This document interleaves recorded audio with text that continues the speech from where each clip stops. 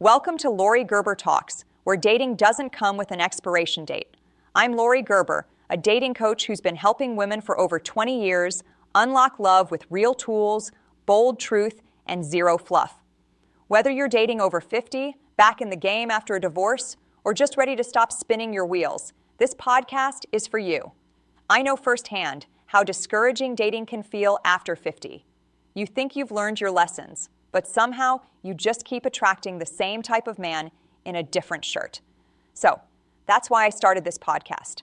Frankly, I've been coaching women for so many years, and I have learned that dating in midlife requires a different kind of honesty, humor for sure, and a different strategy than when we were younger. And coaching with me is expensive if you do it one-on-one. I've been doing it for many years, but I want to be able to teach everyone what I have learned from so many years of teaching this and watching it play out on the court in real dating situations. I have learned something called the Master the Art of Love method from my clients, from practice, and that is what I want to teach you. I've also learned from my own life, from my thousands of clients, and from a very special curriculum called the Handle method. The Handle method is the method that gives us the 3 H's.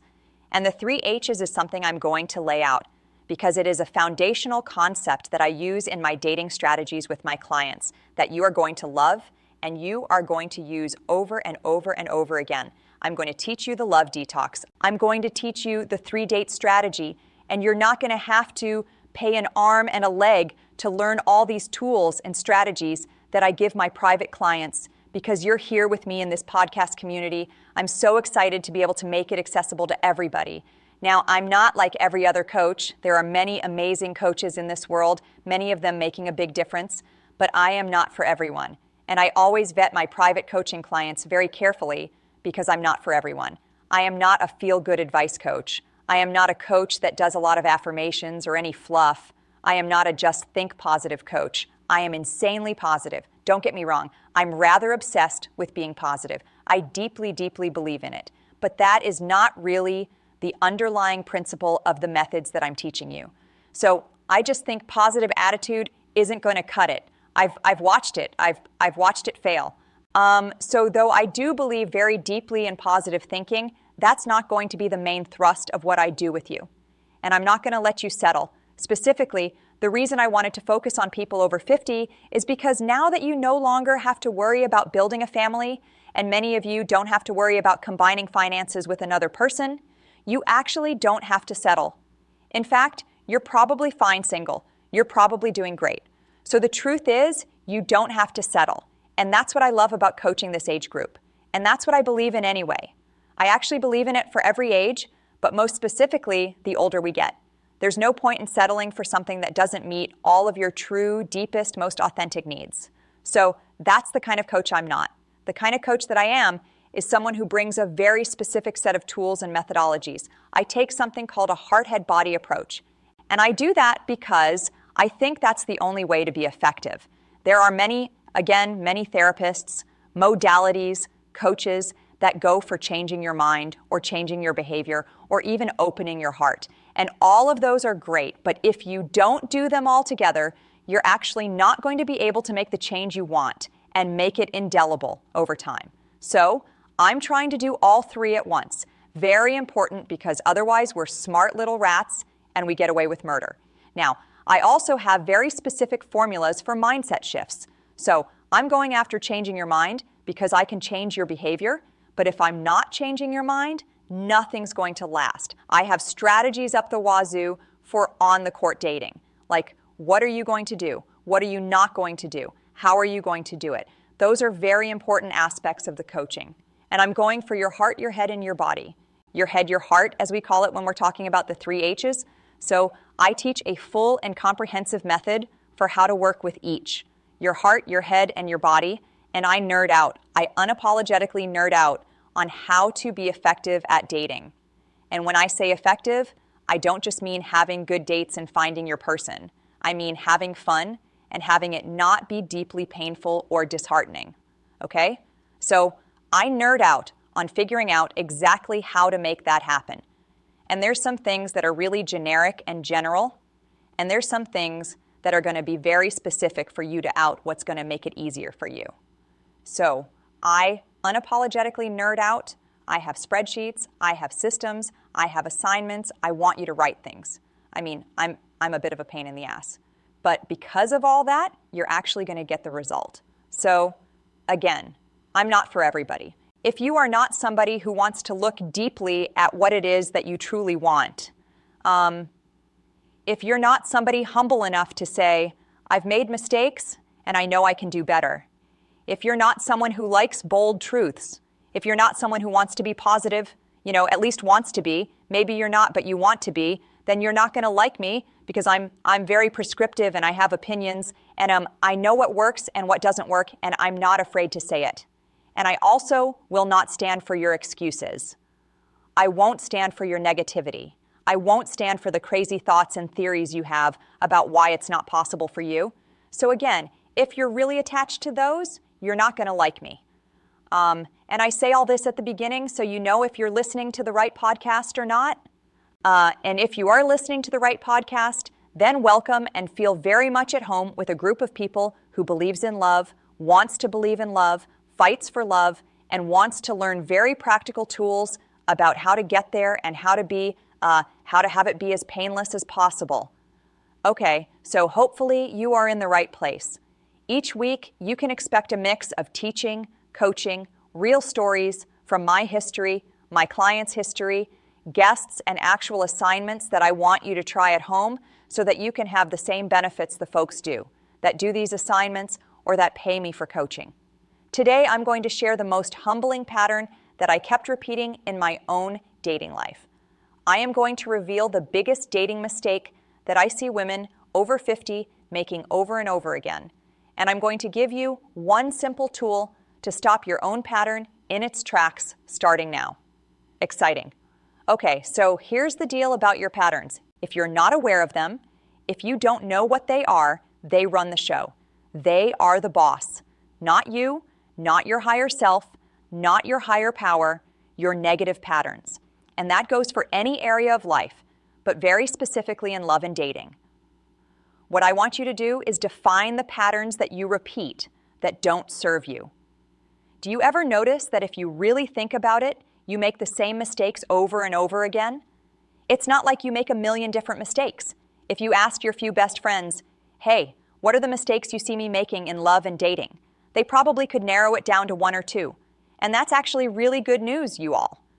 It's really good news. There's nobody who doesn't make mistakes in love and dating. So you're not alone. Everybody makes them.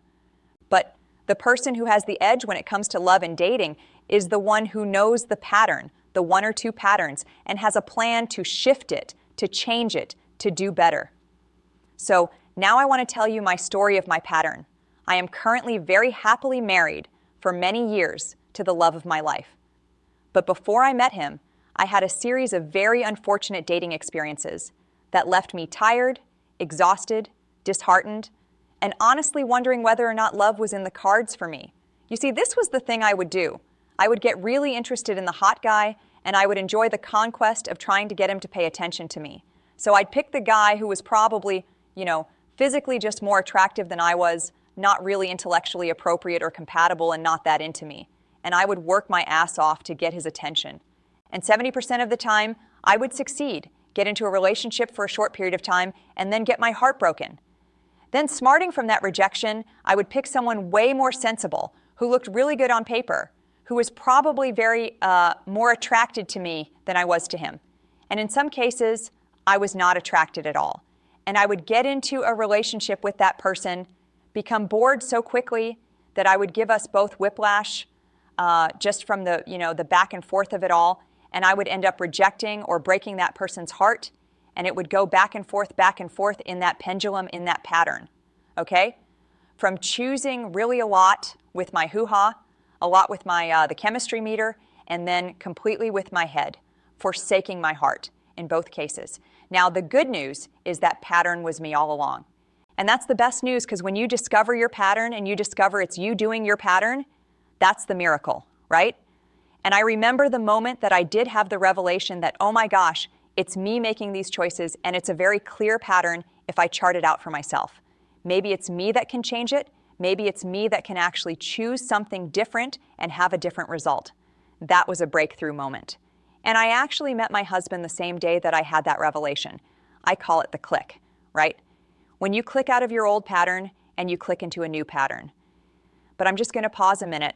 I will tell you what happened after that later. I want you to take a minute and go, I see what Laur's pattern is. I see how that works. What's my pattern? Do I confuse chemistry for compatibility? Am I one of those people who goes all in for the hoo-ha or all in for the heat, but I don't really, manage the heart of the matter or the head of the matter? Do I chase what's familiar from my family of origin? Maybe if I have a concept of love that feels uneasy, or a concept of love that feels a little bit dangerous, or a little bit like I have to prove something or fix something, and so I keep choosing that thing that's familiar but not so healthy for me. Do I slow down to even assess any of this, right? Is my pattern that I just go rushing headlong into it? And really the thing I want you to think about in terms of your dating pattern is, do you even believe you can have a love that takes care of your head, your heart, and your hoo-ha, that takes care of you on all the levels that you exist on?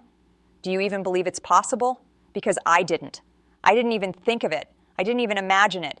I always thought it was a competition between attraction and sensibility or practicality, for example.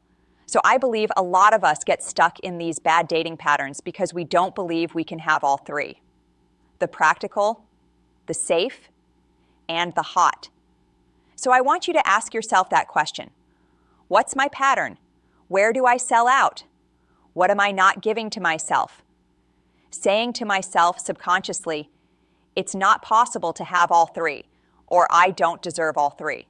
All right, here's the big reveal. The biggest mistake women are making is not believing in all three, is selling out one for the other, or having those three ages compete. Because what we do is we pretend like there's a 100% pie and you can eat, and you have to divide the vote. You have to divide it up between the head, the heart, and the hoo-ha. You have to divide it up between practical, what feels good to you, and what's hot, what turns you on. And so you do believe that if it's really hot, you're going to have to sacrifice trust, or you're going to have to sacrifice practicality. Or if it's really practical, you're going to have to sacrifice heat. And so you don't give each H its whole own vote, its whole own voice, its whole own freedom to dream about what's possible for you in your love life. And I want to change all that. That is what I want you to start believing in. I don't want you to make the mistake of thinking you have to sell one out for the other, or you have to pit them against each other, or let them compete with each other. You get to grant them and give them each their own voice. And I'm going to tell you exactly how to do that in this podcast. That is my mission, to teach you how to listen to all three voices and give them not necessarily what they're saying they need, but what they deeply do actually need. And that's a journey to figure out. Okay, so the big tool is the 3 H's. And over time, I will teach you how to make something called a 3 chart, how to ask your 3 H questions, how to assess candidates based on the 3 H's, and on and on and on. But for right now, I just want you to inquire about the people you've loved in the past, the people you're currently dating, and the potential people you might date. I want you to start to inquire to yourself, what does head mean to me? What does it mean to have a practical match? What does your head want? What would make sense? Be practical, be workable for your life right now. It might have to do with geography. It might have to do with wanting a long-term commitment. It might have to do with how you want to interact with your children. It might have to do with money. It might have to do with activities. So there are very simple, practical things that you need. It might have to do with avoiding a certain pet or bad habit like smoking. So what are the things your head needs to make a match work? Whether you're in a relationship right now, in early dating, been with someone for a while, or looking to date, your heart. What do you need to feel and experience in your heart to be happy in a relationship? What does trust look like to you? What does effective communication look like to you? What does it mean to feel safe to you? What makes you feel good? And that could be anything from humor to music to the type of communication to the style of attention paid to how much time you spend together. All of that counts in heart. And lastly, what makes you attracted to someone? And I promise you, it's usually not what you think at first. You know, most people think about height and bone structure and hair color and hair amount. It's really not that. I want you to dig deeper and go, what are my hoo-ha criteria? I call it hoo-ha. You could call it heat. You could call it attraction chemistry. I like 3 H's. What are you attracted to? Are you even attracted to the people you're going out with or that you're considering? Or are you overly attracted? You're blinded by attraction. We want it to be right there in the middle. Great chemistry, great heat, but not blinded by passion.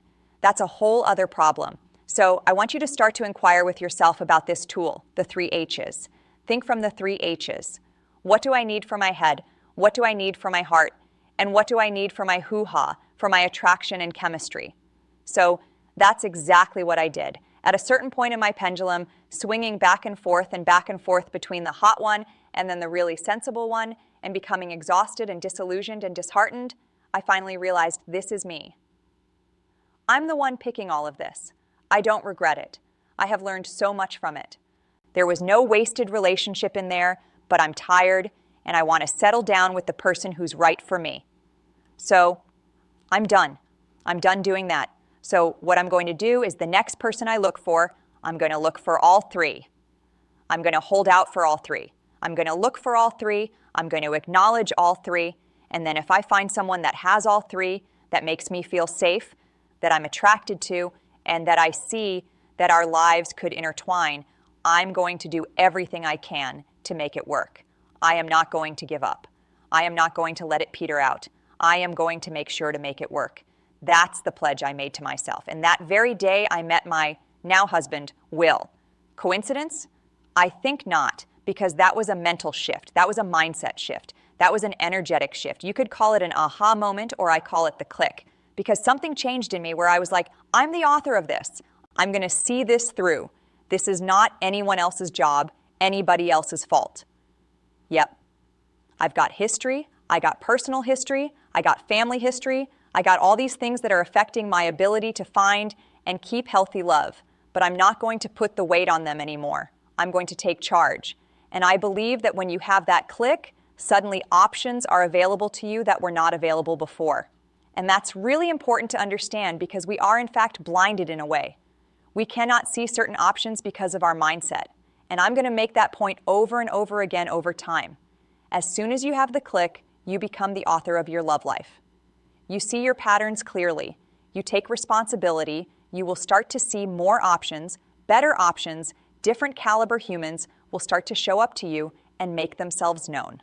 So that is a very powerful little magical phenomena that you need to know. Okay, so I had this click.